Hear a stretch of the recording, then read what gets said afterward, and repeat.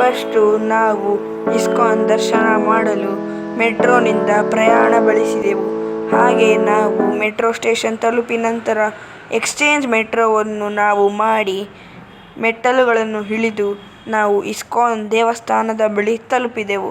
ನಂತರ ನಾವು ನಮ್ಮ ಪ್ರಯಾಣವನ್ನು ಮುಂದುವರಿಸುತ್ತಾ ಮೆಟ್ಟಲುಗಳನ್ನು ಹತ್ತಿ ಕಾಲು ತೊಳೆದು ಇಸ್ಕಾನ್ ದರ್ಶನ ಮಾಡಿ ದೂರದಿಂದ ಮತ್ತೆ ಮೆಟ್ಟಲುಗಳನ್ನು ಹತ್ತಿ ನಾವು ಅಲ್ಲಿ ದರ್ಶನ ದ್ವಾರ ತಲುಪಿದೆವು.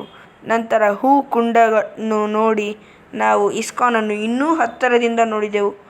ಮುಂದೆ ನಾವು ಇಸ್ಕಾನ್ ಗೋಪುರವನ್ನು ನೋಡಿ ಸಂತುಷ್ಟರಾದೆವು.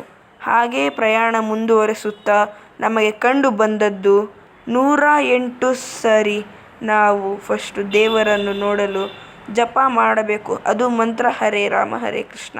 ನಂತರ ನಾವು ಅಲ್ಲಿ ನರಸಿಂಹ ದೇವರನ್ನು ನೋಡಿದೆವು.